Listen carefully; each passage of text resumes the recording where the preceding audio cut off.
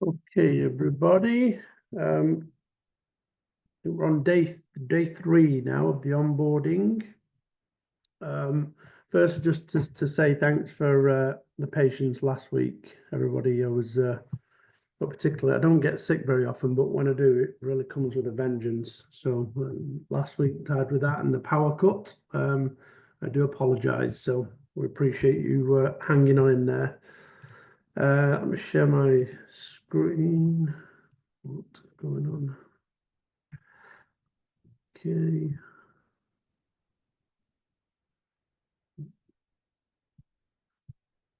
Everybody see that okay? Yeah. Nice and margins. Okay. All right. So we're kind of getting into a bit more of the is technical the right word about the industry now, because we've done some kind of high level stuff. So today we're going to talk about some pricing and margins. So when I say that, I'm not going to be talking in numbers, and I'm going to tell you the reason why in a second. But we're going to be running through the concepts of what we do, and then at the end of that, I can give you some ideas. What I also want to run through with you is on the agenda here. Is payment terms and how to use that as part of your negotiation tactics, and then the other services that we provide as a company for you to offer for your clients. So I don't think this will go on for 2 hours. There's usually like a market industry trends that I do here, but I think this and tomorrow are really the most important pieces, and then we can do the industry trends at a later date. It doesn't really alter the way that you approach things, so I just want to get you up and running as soon as possible, especially given the setback that we had last week with sickness and things like that. So what we're going to talk about is permanent staffing. So can I just ask you both to kind of give me a verbal when I say, well, when I ask for things, but do you understand the difference between permanent staffing and temporary staffing? Yes. Shakira?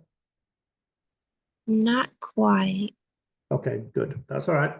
Okay, so in the staffing world, when a client comes out to market and they need somebody and they want us to recruit them, they'll think of it from 2 different standpoints. They'll think, do I want somebody to be an employee of the company? So do I want PRC to go and find me someone that's going to stay with me forever? Or do I need someone on a short-term or temporary basis? Like a lot of the Amazon workers in the warehouse and the drivers are all temporary staff, because Amazon don't want to take them on as employees. So they use a lot of temporary staff. That's typically due to workload. When workload goes up and down, that they can bring people in and then let them go again.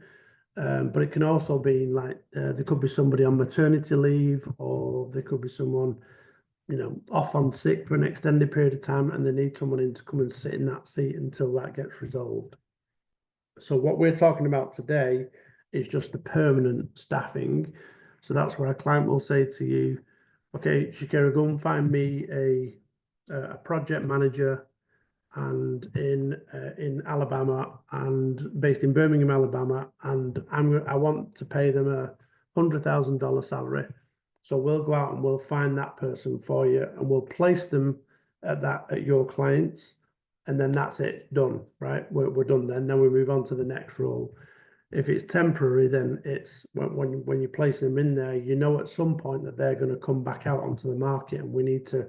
And it's a different model. You constantly have to place people as you're moving along. So does that make sense? It's more of a permanent job rather than a temporary job. Does that make sense? Yeah, I understand now. Thank you so much. Yeah, you're welcome. Okay.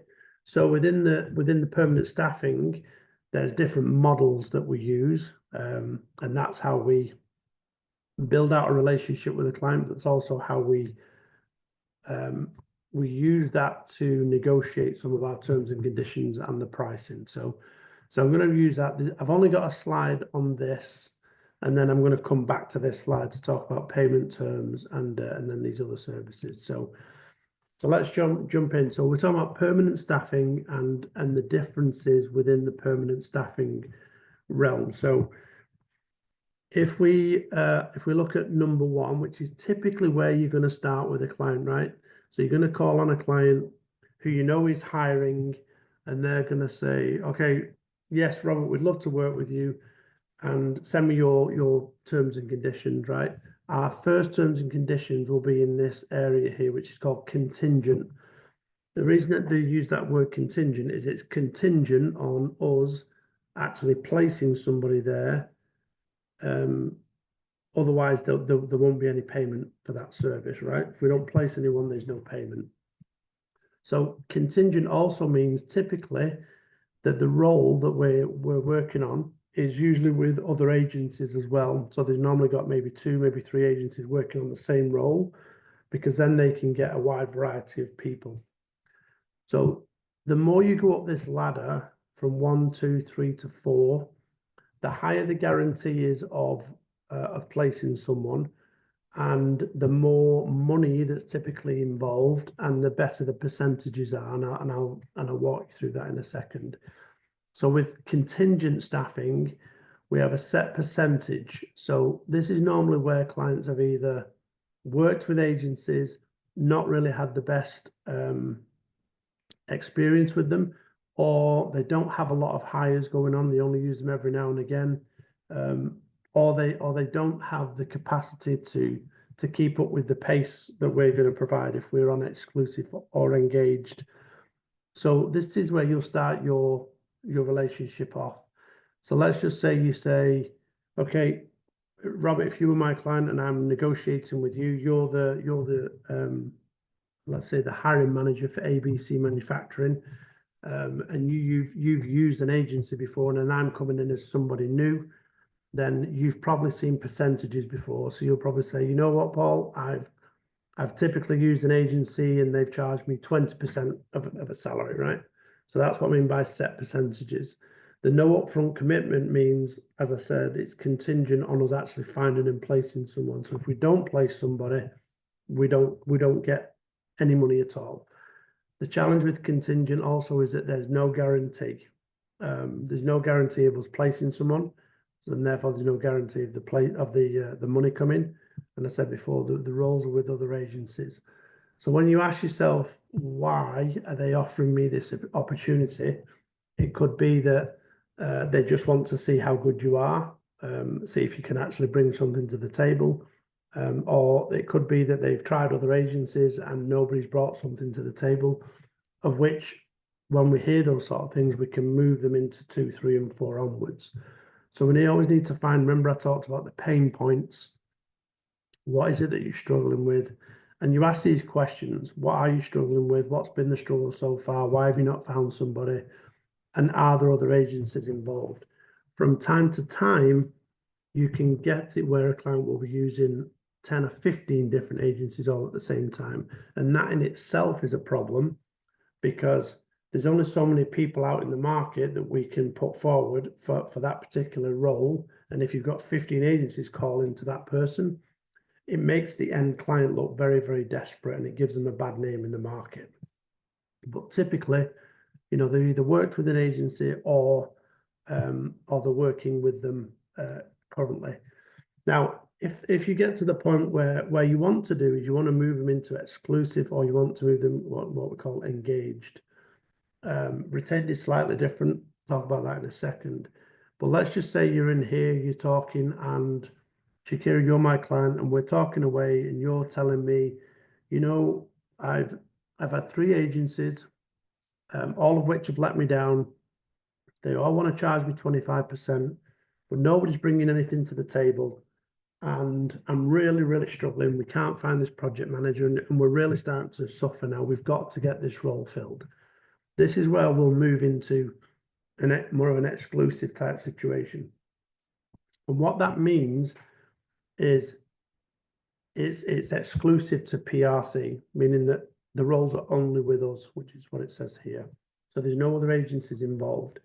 What that gives us is it gives us a slight increase in the guarantee. There's still no money up front, but it gives us a slight increase in guarantee. So we go from about 50% chance of placing someone up to about 70% chance of placing someone in here. Okay, so for every 4 roles that come out, we'll probably place 3. So what that does for us is it ring fences that position, so nobody else can work on it, which is great for us. It's great for you because your increase, you guarantee. So your increase comes in terms of you potentially getting the money and getting paid. But what it also does for the recruiters on the backside who are going to be delivering the people for you is it shows them that your client is committed to getting this role filled, which really excites them. So they're going to work faster and harder. That all being said, it all sounds very positive, right? Still need to ask yourself, why have they agreed exclusivity? So why have they agreed to give you this? And it could be that you've talked it over here. And like I said, Shakira said, I'm struggling to find this project manager. So we'll go, you know what, give us it exclusive and we will fill it, right? But you want to explore why they're giving you exclusivity, okay? The second thing you want to understand is what's their perception of the exclusivity value, and we want to make sure that we present that to them.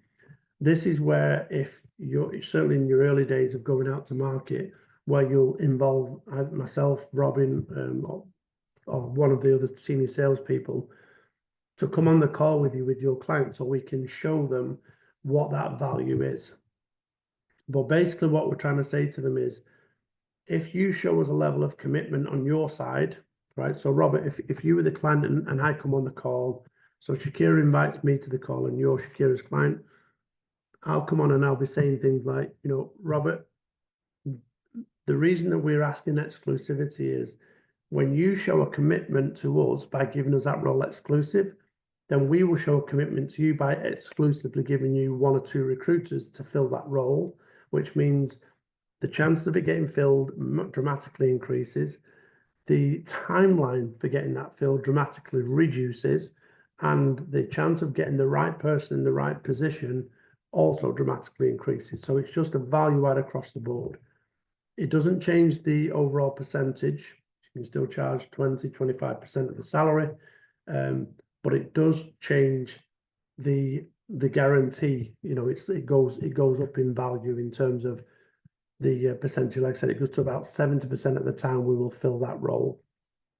Now, if we've moved to this exclusivity piece and we want to move into engaged, the only difference between exclusive and engaged is still an exclusive role, but engaged is they'll give us some money up front. So let's just say they say, we're looking for a project manager and we want to pay them $100,000. I'm just using round numbers here.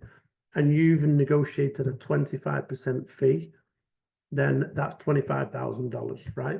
But you can say to your client, I'm going to need $5,000 up front to do some advertising, to get the recruiter moving. So that's, and again, you'll see here, with the upfront payment, it also increases the guarantee to 80% or more, right? 85%. So here you've got about 50% chance of filling. Here it goes up to about 70. Here is about 80 to 85%. And obviously retain, you go up to 90, move to that in a second. So the other difference here, main difference is when we have an engaged search and we take over, they're not just paying us to look at the market for people. They're probably already advertising themselves. We will also take over all of the advertising. So anybody that comes in from the advertisement will come through PRC Group's recruiters, and we will screen them, we will reference check them, background check them, we'll do them, and then get them ready for interview for the client. So we basically take over all of that. Again, we want to understand, so we want to make sure that they understand the value that we're bringing here, because if they're going to give us a lump sum of money up front, especially if they're not used to doing that, that can be quite daunting, because they're giving money to a company up front when nothing has happened. And they're also closing that role off to one agency only, which narrows down, in their mind, narrows down the potential of filling the job or getting the right person. And they probably think it can go sideways very, very quickly. But the reality is when we've got money on the table and we've got that commitment, the recruiters get very, very excited about that because they know they're going to fill that role. So the only reason that that role could ever drop away is if the client cancels the recruitment. So they say, you know, we had an internal meeting, we're not going to fill that project manager role. If they give you some money up front, that money does not go back to them. It's non-refundable. Okay, so that's something that we need to make sure they understand, and that's something that I'll negotiate for you on the front end. So it's just for it's really when we're talking about these three areas, 1, 2, and 3 are all kind of combined. They're all the same thing, but it's a different level of commitment and a different financial commitment as it moves up the ladder. The retained search offering is what I'll go into in a second, which is for more senior roles, but I just want to pause there and just go back to 1, 2, and 3 and kind of see where your heads are at. It's a lot of information to take in if you haven't done it before, but I just want to see where you are and see if you understand it or if you've got any questions. I'm just looking at it. It's more like it's exactly parallel to real estate negotiations and stuff tactics. I mean, you got your contingency, you got your offerings, you got your exclusivity. I mean, it's Yeah, pretty much exactly. very Yeah, similar. Yeah, So exactly. Yeah. Yeah, I didn't even think about that, Robert. Yeah, you're on the nail. Yeah, absolutely. Yeah.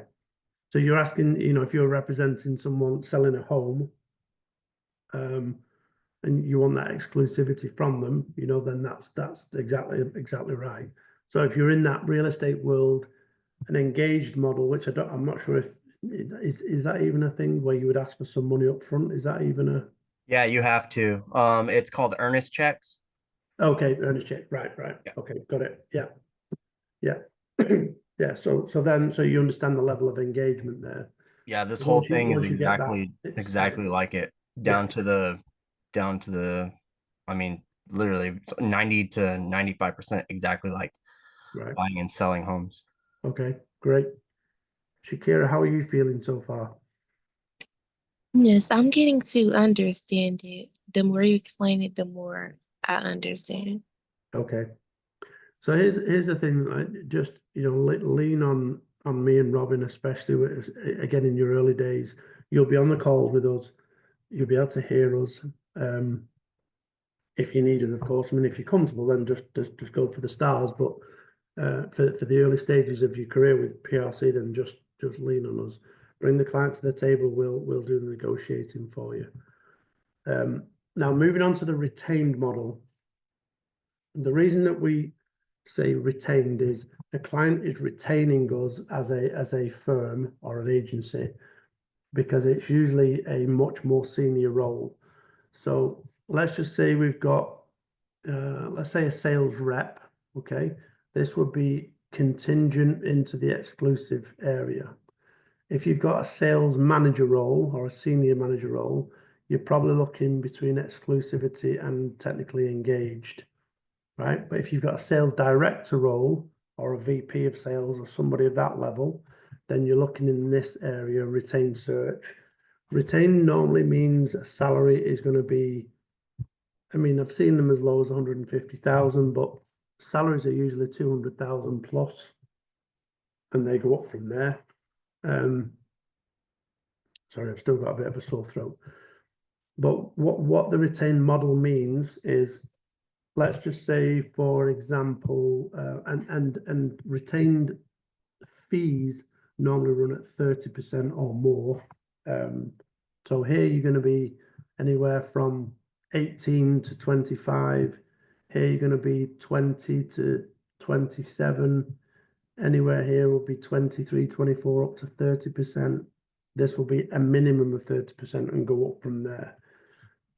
On these three here, 1, 2, and 3, you apply those percentages just on the base salary alone, right? So it's not on the whole package, it's just on the base salary. On a retained search, what you will do is if Shakira was the VP of sales for ABC Manufacturing and I'm recruiting you, I would negotiate obviously a good salary, but I would also want to know what your bonus is, what your medical offerings were, car allowances, signing on bonuses, anything that they can give you that outlines an overall package. And that package will have a value. So it'll be the salary plus. So if it's a $200,000 salary, then you're probably looking at a $300,000 to $350,000 package. And we would apply 30% to the package, right? Not just the salary. This is where it gets really, really serious.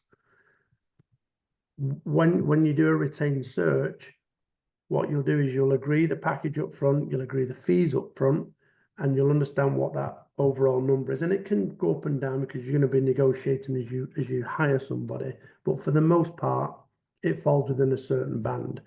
So let's just say the overall package, and I'm just doing round numbers, is $300,000. Okay, so you're going to be charging 30% of that 300,000. Okay, so anybody know what 30% of 300,000 is? Putting you on the spot. Calculate. I know. So 10% would be 30,000, and so then you're going up from there. So it's 3 times 10, so it's a $90,000 fee. Is that what you were going to say, Robert? I just saw you come off there. Yeah. I also had 2 questions, but I'll wait until you're done talking. Okay. So you'll say to them, okay, this is going to cost you $90,000 to hire this person that's on a $300,000 package. They say yes, they sign off. Okay. What then happens is we split the fee into 3 areas for retained. We have one to kick the search off. So right at the very front, they'll pay us $30,000. In the middle, when we do the so we'll go out, we'll recruit, we'll screen everybody, we'll bring a small list of potential employees with the resumes and the background search and all of that stuff. So maybe there's 3 people. When we hit interview level, we'll charge them another 30,000. So now we're at 60.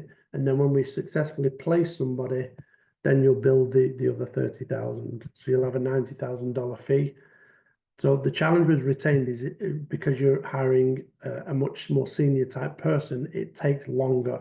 The cycle takes longer. So that's why we break it up into manageable chunks. The great thing about it is because they're putting so much time and effort and money into hiring someone, it goes to at least, this is the minimum 90%, but most retained searches are at 95% fill rate. So for every 100 roles, 95 of them are getting filled, 5 of them are dropping off, okay? And this is where we take over everything for them. We do everything. We do all the negotiating, everything for them. So it's a much higher level caliber of recruiter that you would use for this. So we want to make sure when we're talking to them, if they've used retained before, then it won't be new to them. But if they haven't, and it's they're looking for a very senior person, it's the first time, they need to understand that the terms are clear here, and the non-refundable portions, which is basically numbers 1 and 2. So the 30,000 at the front in this particular instance, and the 30,000 at interview stage, they're non-refundable. So if they decide not to hire someone, they don't get any of that money back. Okay. And then the third piece is we need to understand what their timelines are. For some bizarre reason, what I've seen in my 30 years of recruitment experience is clients always seem to leave the hiring of people until the last minute. I don't know why, but they do. It happens all the time. So by the time they come to us, their hair's on fire and they're like, we've got to get someone. Oh my God, we've got to get someone. And you've got to be able to slow that down and go, okay, what is it you're looking for? And then start working for it. The more their hair is on fire, I keep using that term, the more we can push up this ladder to either technical or even retained. You can do retained on a lower level person, if that's the right terminology. You could do it on $100,000 salary. It just doesn't work in the same way, because if you're rushing, then I would say that this is more appropriate, the technical engaged offering. So we can go at any speed that they want us to, but obviously the faster that they want us to go, the quicker that we've got to start working. The quicker we've got to start working, the quicker everything else has to be put off to the side and it becomes a priority. So they have to pay for that. Okay. So there's always a trade-off, which I'll talk about in a second. So Robert, you had a couple of questions, you said? Yeah, I guess the first one, when you're talking about the packages and stuff, I know commission can't be calculated, but is that considered when you're talking about the packages and the percentage later on at the end? You actually stopped me right in my tracks there, because it's a good question. So I would say if you're in the contingent world or you're in exclusive, right, you're up here, Yeah. then you've typically got a standard set of terms and conditions that are in place, and you've agreed a percentage for everything moving forward. Okay. The only time that will change is like if they say, you fill the first 2 or 3, and they come to you and you say, Robert, you're absolutely killing it for us. We want to give you a boatload more business, but we also want to negotiate with you. We want those fees to come down a bit. Otherwise, it's typically set. These percentages are set up here.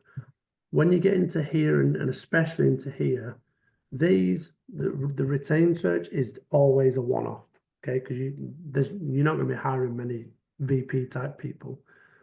Technical engaged, that's still a reasonably senior person. So each time you'll renegotiate these based on the position, the location, how long it's going to take you, how fast they need somebody, all that sort of good stuff.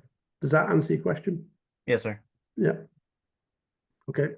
Did you ask me both questions, or was that just No, that was just one. The last one was just you kind of answered it with number 4 with the retaining search offering. I'm assuming all the fees and stuff and money up front is higher just because it's a slimmer chance of finding, I guess, VP and I guess whatever higher positions there are, because there's less people to hire for that position. correct? Absolutely, absolutely, yeah. And if we get into that, if we get into this type of conversation, which can happen, you could quite innocently go to any company thinking that you're going to start over here, and they'll say, what else do you do? And you say, well, we do exclusive technical engagement, we do retained, we do HR consultant. They say, oh, you do retained search? Do you do VPs? And before you know it, you're in a retained relationship right off the bat. It's happened to me many times. Gotcha. You just need to be listening out for this, especially if they've never used it before. So remind me what your question was, Robert. I kind of drifted off there.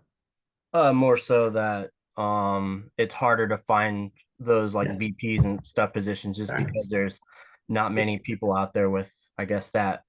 I mean, Correct. they're pretty much already taken for the most part. Yeah, correct. Yeah, they're not. And again, this is another thing that happens with us is clients don't ever take on unemployed people. I don't know why they just, a lot of them kick it back, but you're absolutely right. So the further you go up that tree, the less people there are. But here's the other side of it, just so you've got it in your head as well for when you're talking to clients.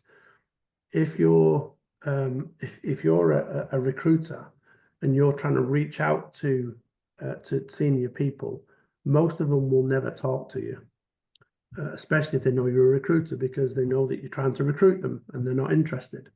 So it takes a lot of hard work and a lot of persistence from a recruitment standpoint.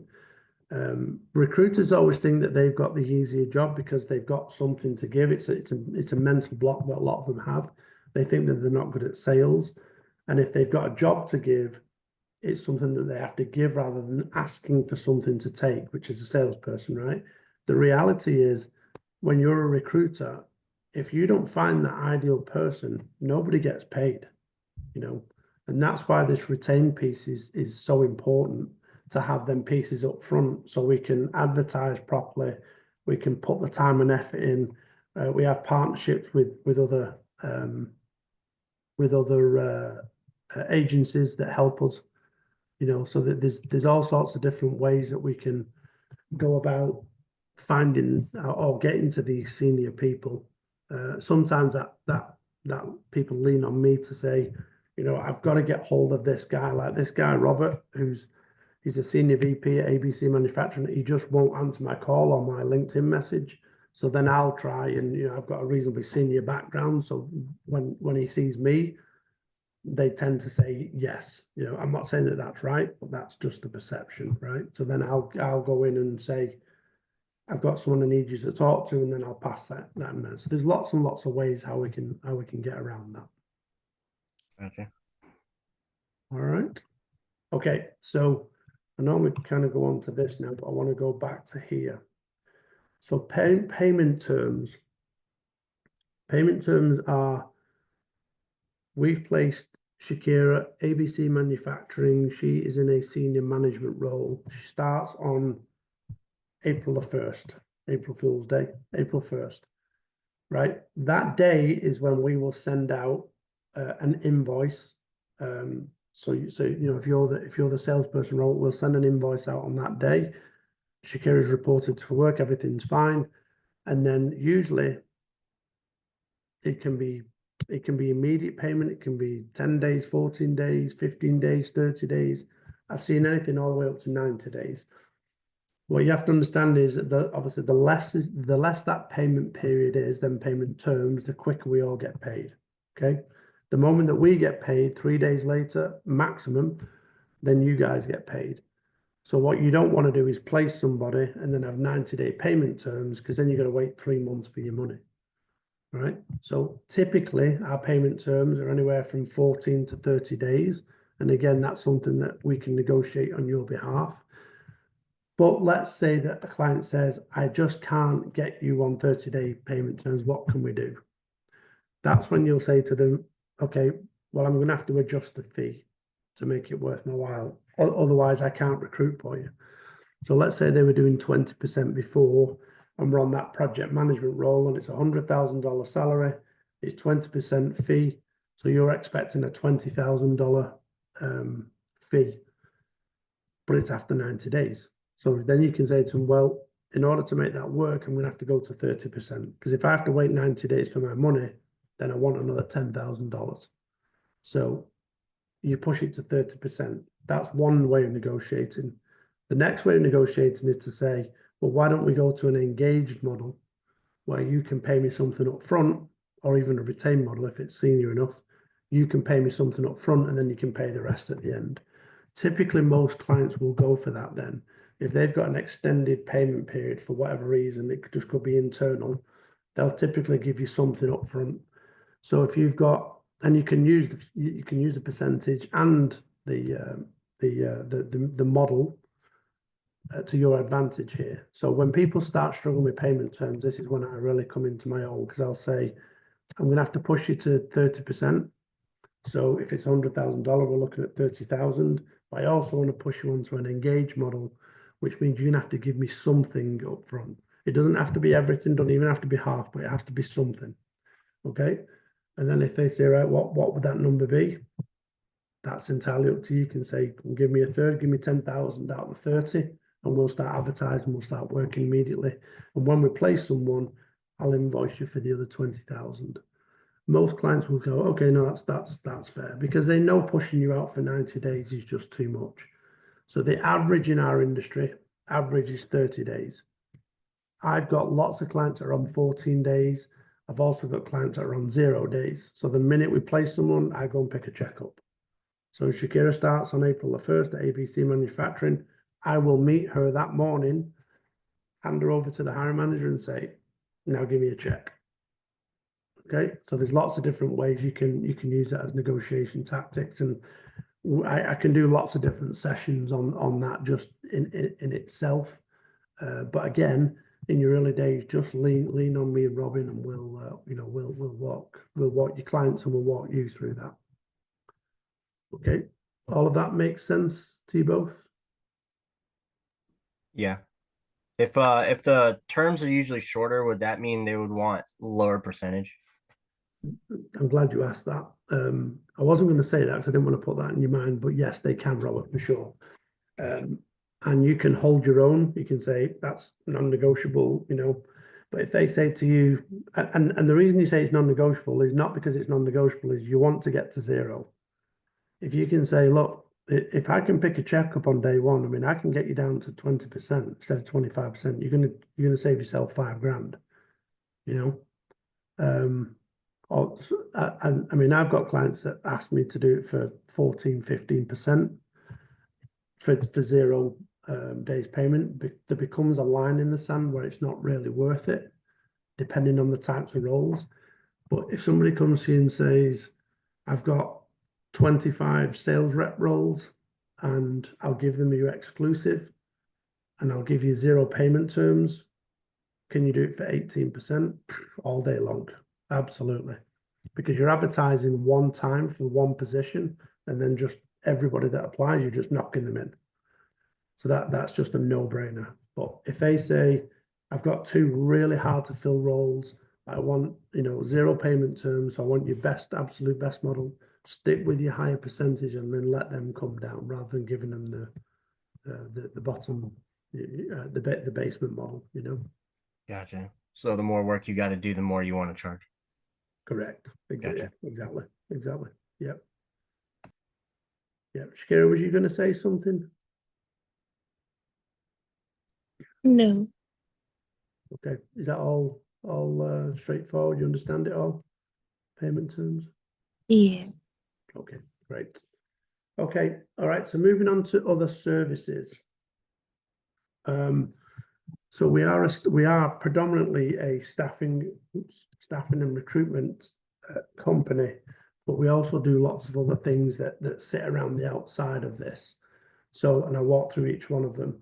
So firstly is HR consulting. We have HR consultants out in the workforce right now. They work on a temporary basis.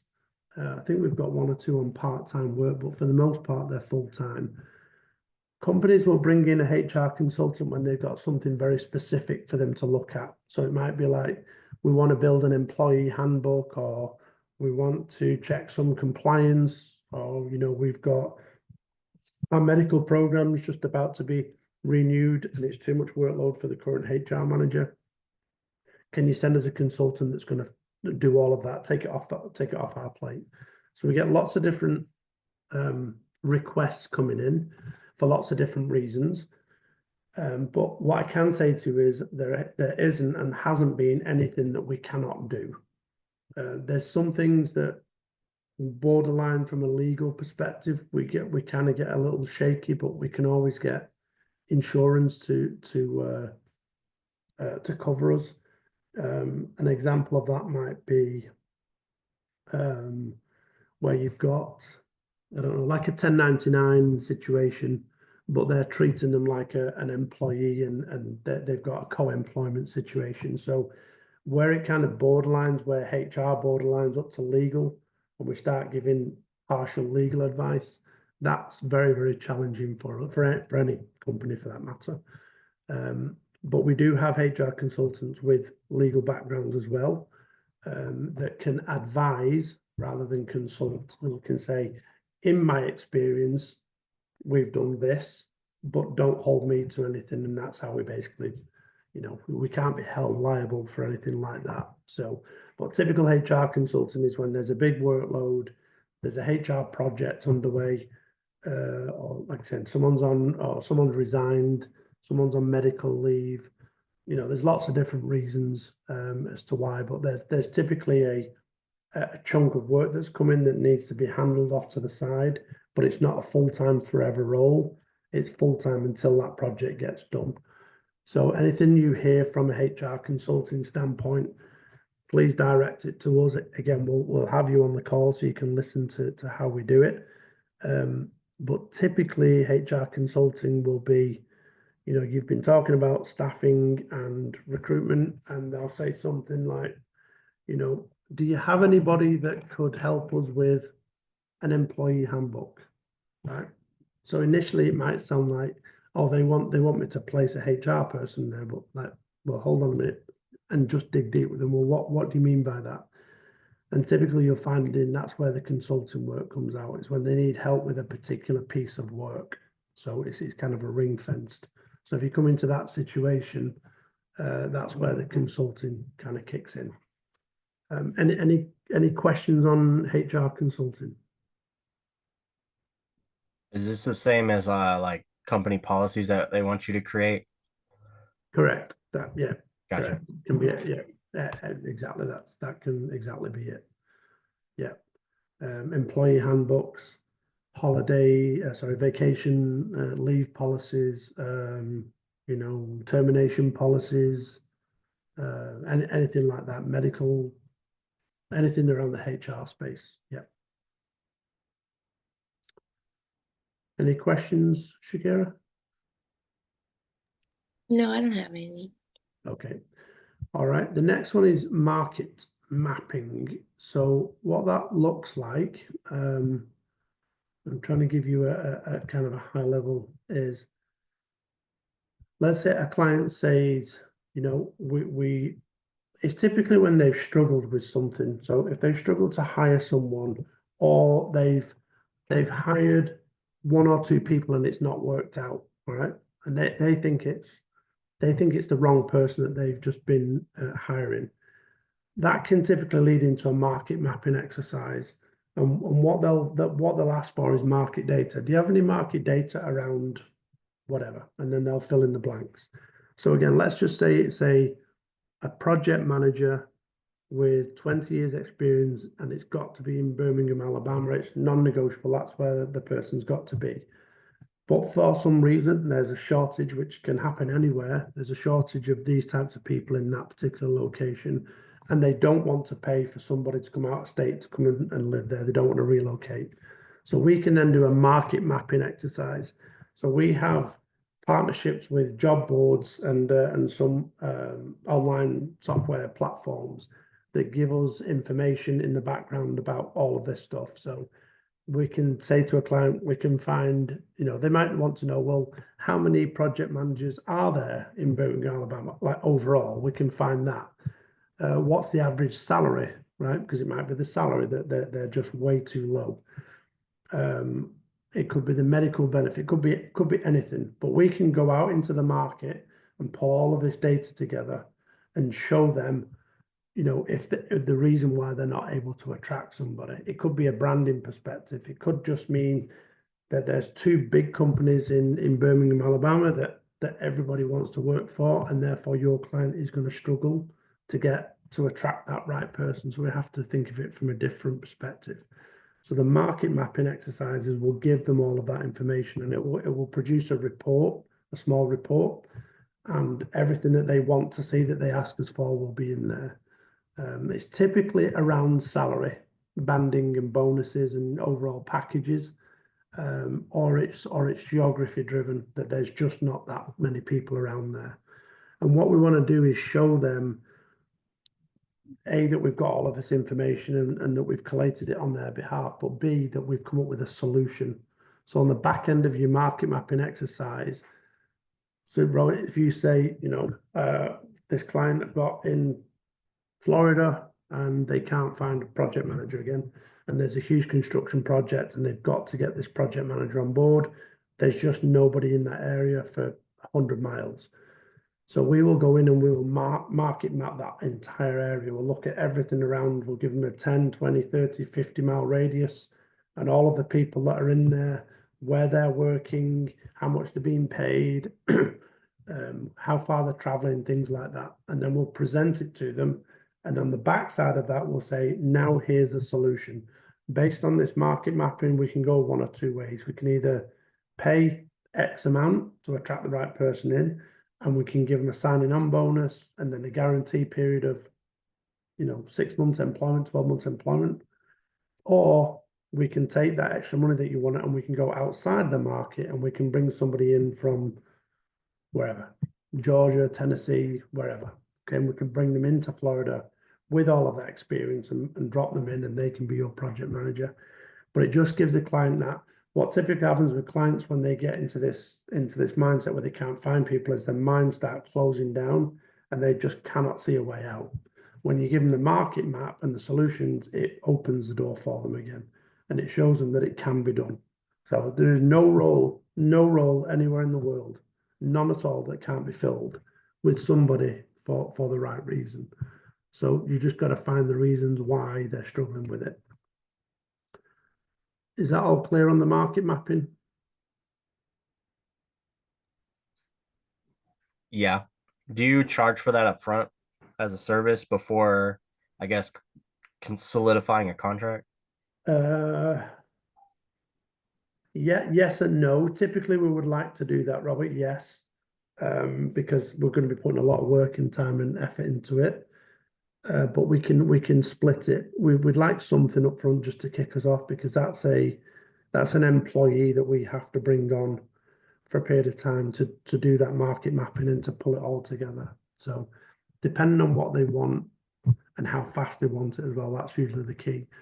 For a salary banding for one position, normally takes us about three days, and we can turn it around. But if they start throwing geography in there and tell me who's got the best medical benefits and all that, then that can take a couple of weeks, and that takes a lot more time and effort.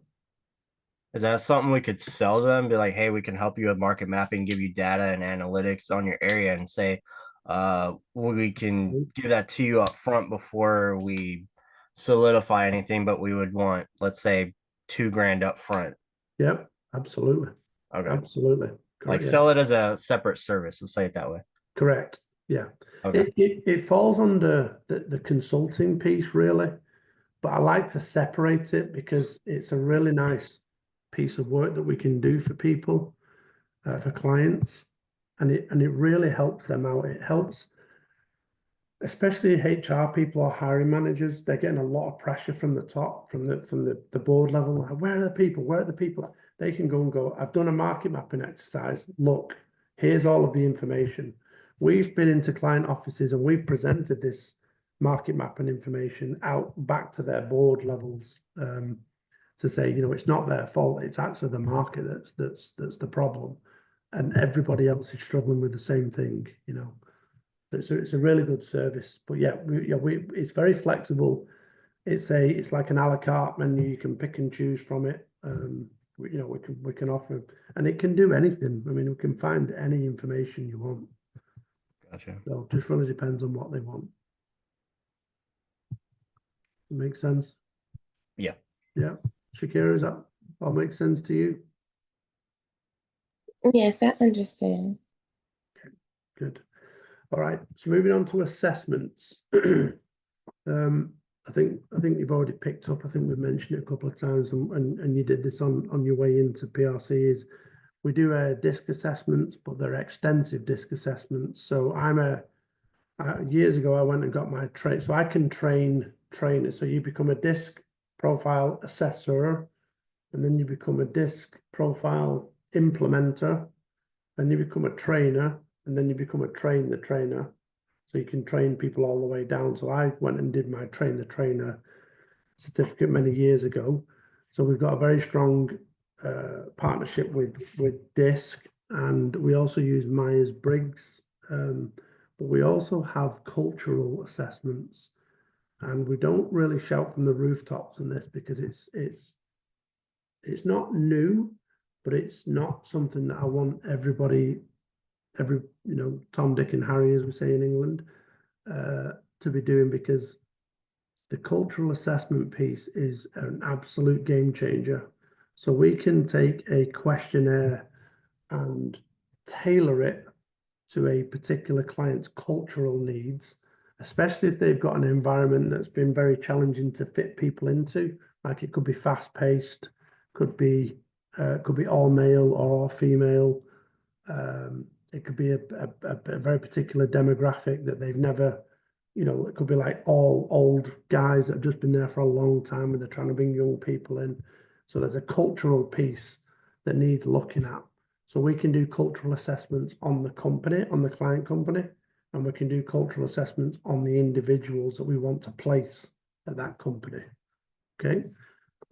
Again, it's an a la carte type thing. It's if they need it, but it comes under the assessment banner, because if you do a DISC profile and let's say the client says, we're all very straight talking, very forward thinking people, and we go, okay, we're going to get you somebody that's a high D. So I'm a high D. I'm like go the whole time, bullet point, everything's bullet point to my head.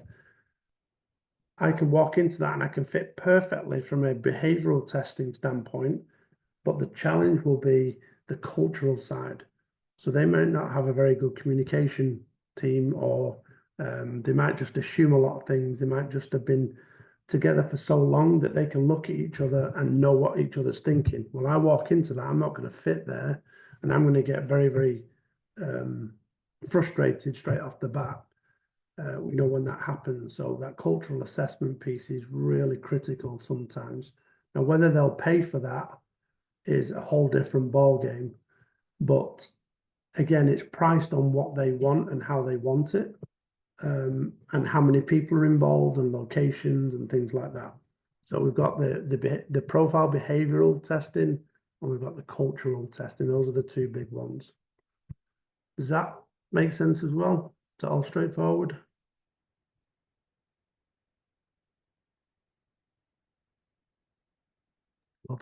Yes.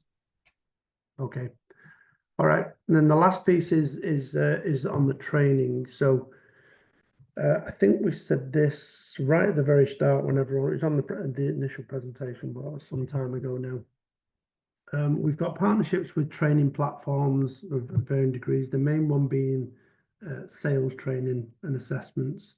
So if somebody's hiring a salesperson, or they've got people currently in sales, and they say, you know, we want to hire people, but we also need some training, then we have a sales training platform called Beyond the Edge. We're still looking to acquire that business if we can get the terms right. But that basically takes someone from having no sales experience all the way through to being a sales manager or even a sales director, from a classroom standpoint, if that makes sense. So it's all online, it's all self-paced, or it can be paced by the company, but it's all online. It's all, what's the word I'm looking for? Remote. No, I'm trying to say, I can't even tell you what I'm trying to say, Robert. I'm trying to say, when you teach somebody on paper rather than live happening, like circumstantial, you know, it's all based on paper. I mean, they still have to go out and execute it. They still have to go out and be a salesperson, but we've got all the information to train them on how to go from knowing nothing about sales to becoming a seasoned sales professional. So, and that course can run anywhere from, well, I think the minimum is a couple of months, and it can be on your phone. It can. What we're trying to do is develop a side-by-side walking method where this phone will listen to you in a sales meeting and suggest ways to get around certain things in the moment, but that's further down the line. But it's all about becoming a salesperson, becoming a great salesperson, overcoming objections, handling difficult clients, all of that sort of stuff. So it's all modular based. It's all course material. So we do that from a training standpoint for sales. I harp on that because that's really good. But we also have a couple of other training platform partnerships as well that we can do. Administrative, there's medical billing that we can do. What's the other one? It's part of the project management cycle, but it's the project management assistant basically. It's like supporting a project manager of what him or her will need as a project manager and what I need to do to support them. It's that job underneath them, the administrative support for a project manager. So we've got a few different training platforms there, but again, it's just all about listening to your clients. And, you know, if they come and say, do you do training? Ask them what type of training they're looking for, and then come and let us know. And if we don't do it, the worst case is we'll put them in touch with a company that does. All right. Any questions? Anything that's popping in your head? Anything at all on that today? It's going to be relatively short today. I mean, I can go as we've still got another hour on the calendar, but I take this time to run through this because sometimes groups have a lot of questions on this. So feel free to ask me anything at all.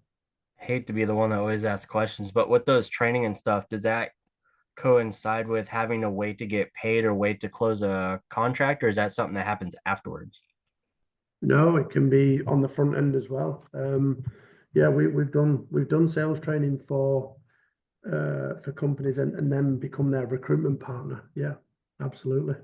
So you would basically find someone, train them, and then say, okay, well, we're gonna hire this person, and then we get paid. Yep. Oh wow, okay. Yep. So if you went in and yeah, and that's the whole basis of it. That's where it all started. Was we were getting from clients, we hear it all the time where I can't find good salespeople. I can't find salespeople that turn up for work. I can't find it's just constant like noise, right? So we're like, well, why don't we train people that want to be salespeople and then place them at client sites? So that's what we do. And sometimes clients will, say sometimes, all of the time, clients will come and say, okay, get me a junior salesperson, train them up to this level, and we can give you the levels and show you what level that is, level 1, 2, 3, 4, whatever. And then get them in the door, and I want them here in 2 months, and then we'll pay you the fee to get them in and for the training. But then I also want you to continue training them until they get to sales manager level, and then we'll take over. So we have all sorts of agreements like that for sure. Are you negotiating terms beforehand then? Say that again. Would you be negotiating terms beforehand with all that stuff? Say, okay, well, we want, let's say 25% or whatever. Let's say we want like like a third up front, and then we'll do the training and consulting and all that stuff. Um, yes and no. And the Or you're reason just I giving say that is a free advertisement up front. yeah, exactly. Yeah, typically yes, we would, but there's been times where we've gone in as a training partner and become a recruitment partner, and we've gone in as a recruitment partner and got the training. So it can happen coincide, it can happen afterwards or before. But typically, yeah, I mean, if they're interested in that, we'll try and get it all agreed up front so they know what they're walking into and they know what that cost is going to be. So it's very Gotcha. powerful. There's nobody else that's doing this that we know about. There's people that say they do, but there's nobody that's got the access to the training and the assessments like what we've got. So it really does set us apart from the others. Gotcha. I would just hate to get someone in there like, oh, you're going to train someone and da da da, and then back out after they've already been trained. And you're sitting there going, oh, well, I just did all this work. I spent countless. I guess you guys individually be like, I spent all this money and resources and employees and stuff like that, and then all of a sudden they Mhm. back out, but they got what they wanted out of it, and they use that on their end. Yeah. So yeah, and that is great. It's a really great point. So and hopefully that will never happen, but it can, and it's a great thing to bring it up. So here's the insider stuff on that. Firstly, is we'd if they want somebody training, we'd want them to pay us to train somebody, even if they've not hired them yet. So if they say, go and find me a junior salesperson, but train them first, and then I'll hire them. So we'll charge them for the training. But the good piece about the training, there's two pieces to it. There's the online platform, and then there's the in-person training. We will always put people through the online stuff first, just to see if they've got the aptitude and the commitment to get it done, right? Because if they don't, then they're not going to do the in-person. And that really doesn't cost us anything, to be honest. It only costs us a login, which is a couple of dollars to get people onboarded. And then everything else is self-paced. So worst case scenario is if they say, I'm not going to pay up front, but I'll pay once I've hired them, get them to this level. Even if we agree with that, which I don't think we will, but even if we did, it doesn't cost us anything to get them on the platform itself. Okay. The new piece that we're looking to put in place with the BTE they're called is where they've got it on the phones and they can use it in the moment, and that will cost some money to develop, but that's just course of business really. We'd have to work out what that looks like. But if somebody opted, yes, I want my salespeople to have that side by side with them, I love it, then they'll pay for that as they're moving along, So, but to give you an idea, if you wanted to join that sales platform and get through your first 2 or 3 levels, I think it's $18 is the cost to us to do it, to switch it all on for one person to get you through each level. So it's not the end of the world.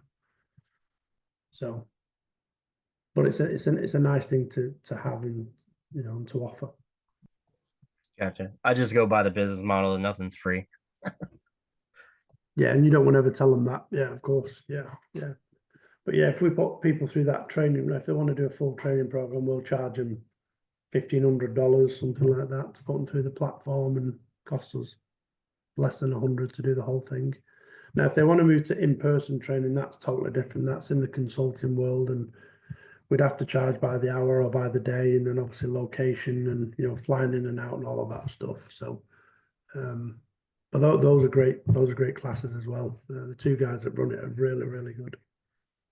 So Perfect. I'd just say if you come across someone, just engage with us, just which I know you will anyway, but just come and talk to us and say, hey, Paul, Robin, I've got this potential client that we're looking at, and this is what they're thinking, and this is what I'm thinking. Like, what's that going to look like? And we'll put the packages together for you.